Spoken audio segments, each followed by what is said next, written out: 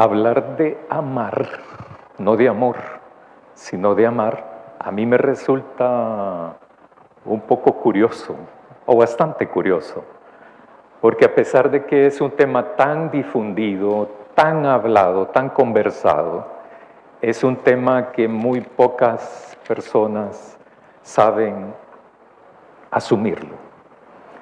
No sé si ustedes han escuchado hablar de las feromonas.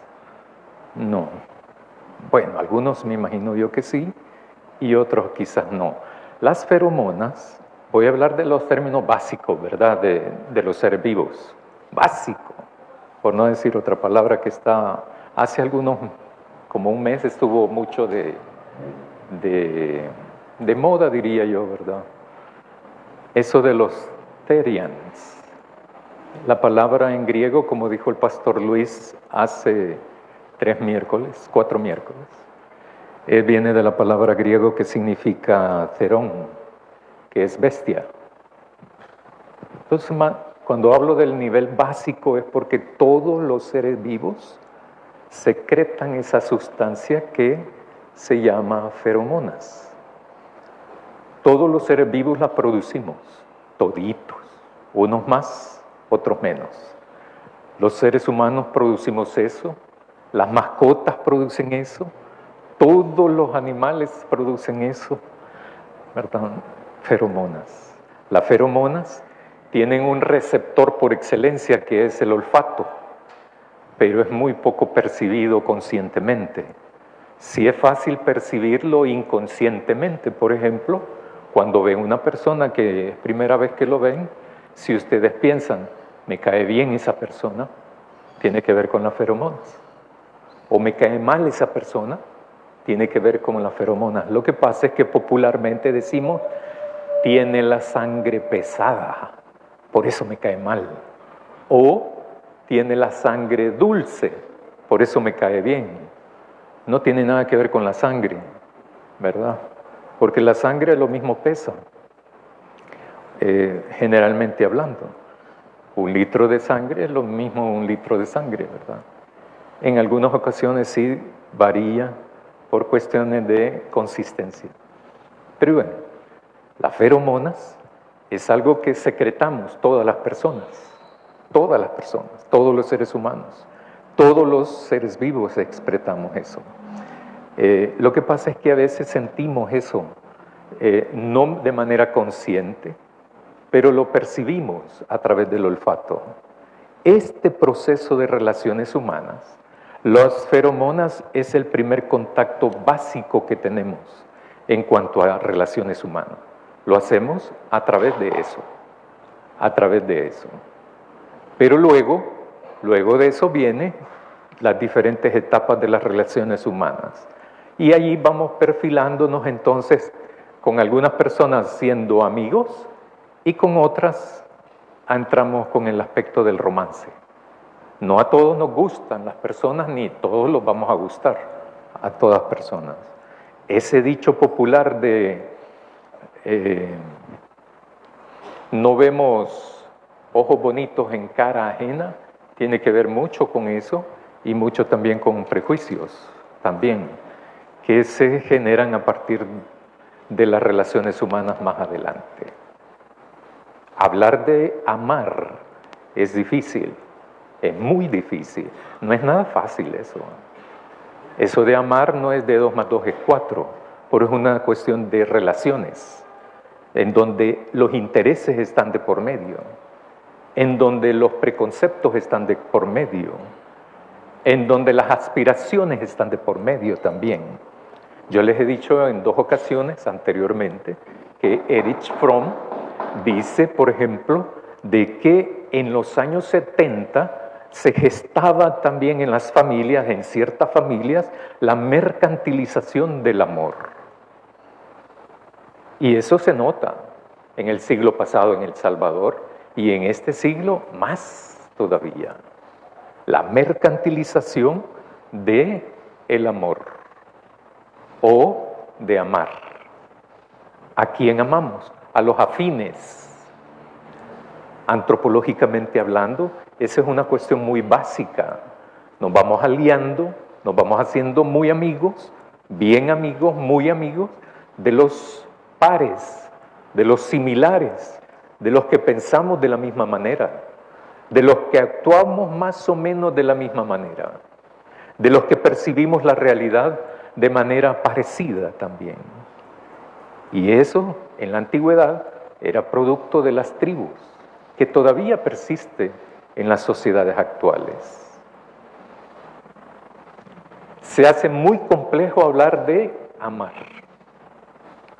Y cuando le incorporamos el elemento bíblico o de Dios, o las características de cómo Dios plantea, de cómo debemos de amar al prójimo, entonces se vuelve más complejo.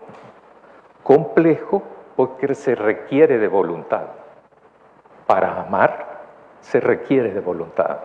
No es cuestión de esta onda cursi del Cupido ni nada de eso, ¿verdad? No tiene nada que ver con eso. Uno decide a quién amar. Todos y todas decidimos a quién amar.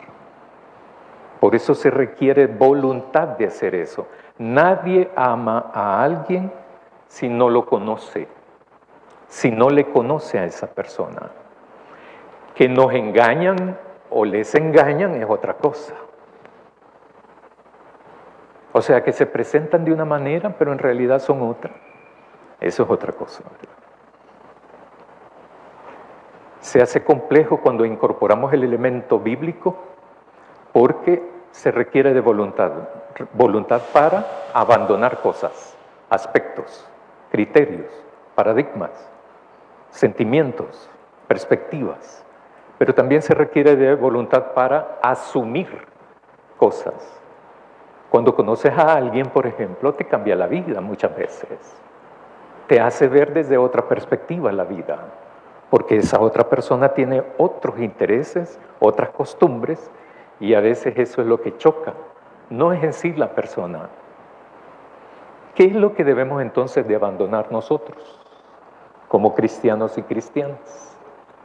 ¿Qué es lo que entonces debemos de asumir nosotros, como cristianos y cristianas? Hay en el texto que hemos leído, si vamos más atrás, en el versículo, a partir del versículo 18, dice el texto que unos saduceos van al encuentro de Jesús. Saduceos van al encuentro de Jesús a hacerle una pregunta, que es trampa por supuesto, pero hacerle una pregunta a Jesús sobre un caso hipotético. O sea, un ejemplo ficticio, que no es real. 7 hermanos hay en esa familia. El mayor de ellos se hace compañero de vida de una mujer. Si se fijan, no dice casó, ¿verdad? Entonces, pero hace pareja con esta mujer y dice que se muere el hombre. Pero según lo que dice la ley, el hermano que le sigue puede casarse con esta mujer viuda y para que el otro tenga descendencia, herencia. Aunque el difunto no haya puesto nada. Eso es lo interesante de eso, ¿verdad? Que bajo cualquier perspectiva eso no pega en nuestra cultura. Pero se muere también el segundo, se muere el tercero, el cuarto, el quinto, el sexto, el séptimo y se muere la mujer también. A mí me dio risa cuando estaba estudiando eso también. Menos mal que es un caso hipotético, ¿verdad? Entonces le preguntan los saduceos a Jesús, y en esa cosa de la resurrección, ¿de quién va a ser esposa la mujer? ¿Del primero, del tercero, del cuarto, del quinto o del séptimo? Interesante, ¿verdad? Anacrónico eso. No tiene nada de cabida en esta cultura, por ejemplo. Primero, comenzando porque los saduceos no creen en la resurrección. Esos saduceos no creían en la resurrección, pero le hacen una pregunta sobre la resurrección a Jesús. Menos mal que Jesús es Jesús, ¿verdad? Yo le hubiera respondido, ¿y vos crees en la resurrección? No. Entonces, ¿por qué me preguntas? Porque querés saber. Jesús entonces responde de una manera genial.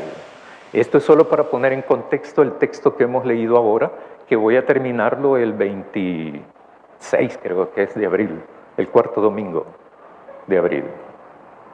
El mismo texto. Jesús responde de una manera genial. Cuando resuciten, no se van a casar la gente. No se van a dar en casamiento, porque es otra realidad.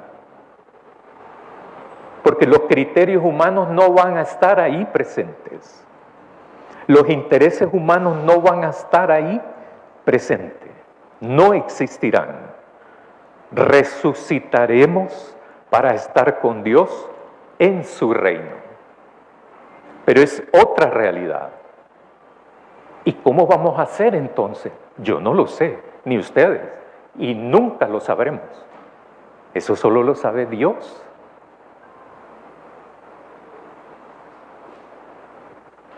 O sea, y Jesús le responde así, ¿verdad? Es que serán como ángeles y tendremos alas.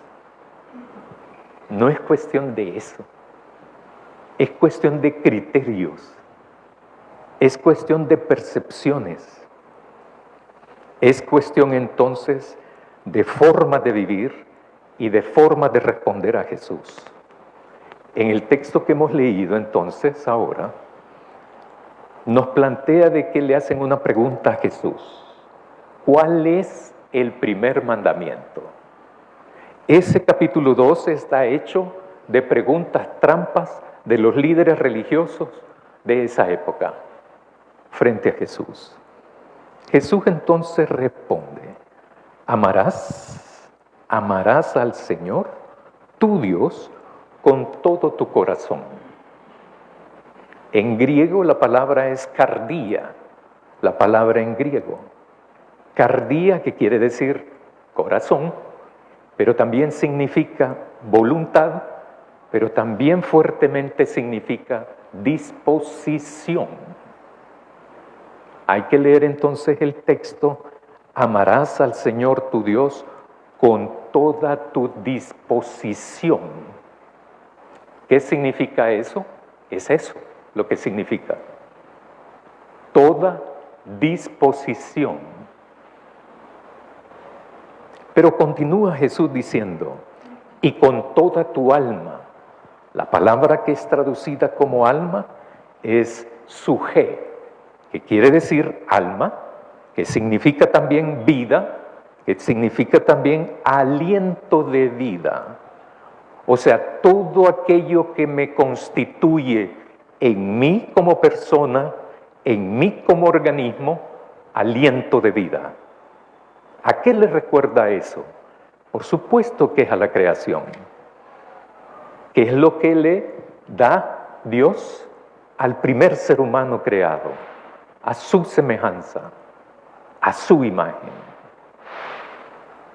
Pero también dice Jesús, a Dios no solamente hay que amarlo con el cardía, ni con el suje, también hay que amarlo con la dianoia, que es traducido por Reina Valera como mente, que también puede significar entendimiento, mente, pero también razón. A Dios se le debería de amar, según Jesús, su Hijo, con toda la razón, con todo el entendimiento. Hay que amarlo. ¿Podría amar a Dios con el 50% de mi entendimiento? No. No hay mediocridades en el Evangelio. No hay ese tipo de cosas ahí. O estás con Él o no estás con Él. Y continúa Jesús. No solo hay que amar a Dios con todo el corazón, el cardía, el suje y el dianoia, sino también hay que amar a Dios con todas las fuerzas. O sea, con la palabra griego es ishus, que significa fortaleza y fuerzas. debilidades no, con ambigüedades tampoco. Eso es la radicalidad del Evangelio. Mire, pero lo que a él le importa son las buenas intenciones. ¿Dónde dice eso? ¿En qué Evangelio dice eso? Amar a Dios tiene estas características. Amar a Dios con toda la voluntad, con la disposición, o sea, el corazón, pero también con todo el aliento de vida, o sea, el alma, con todo el entendimiento, la razón, o sea, la mente, y con toda la fortaleza que uno puede tener y que uno puede experimentar con su Santo Espíritu, o sea, las fuerzas. ¿Cómo amamos a Dios? Nosotros, como iglesia y como personas individuales. Cuando le preguntan entonces los escribas a Jesús, ¿cuál es el primer mandamiento de todos los mandamientos? Primero es una pregunta trampa. Entonces él responde diciendo, el primer mandamiento de todos es, amarás al Señor tu Dios con todo tu corazón y con toda tu alma y con toda tu mente y con toda tu fuerza. Ese es el primer mandamiento. Es mandamiento. No es si uno quiere. Bueno, claro, ¿verdad? La voluntad es de uno. Pero la decisión también es de uno. Y es nuestra. Amar. ¿Cómo nos enseñan a amar? En esta sociedad salvadoreña. Es precisamente lo que reflejamos nosotros. La cultura salvadoreña o la cultura del reino de Dios. Cuando hablamos de amarnos, en este caso y este domingo, de amar a Dios, sobre todo y frente a todo y en cualquier circunstancia. Dios nos ama así, a todos, y nosotros le amamos de la misma manera. El próximo domingo, no este inmediato, sino cuando me toca, vamos a hablar sobre el segundo mandamiento, que fantásticamente después dice Jesús, no hay otro mandamiento mayor que estos. ¿Hacemos la voluntad de Dios? ¿Le hacemos caso a Jesús? ¿Siempre? ¿Algunas veces? ¿O siempre? En cualquier circunstancia. Hoy aprendimos en la escuela bíblica dominical de que si uno no se quiere sentir solo, tiene que hacer la voluntad de Dios. Hermanos y hermanas, amemos a Dios como Él lo merece. Amén.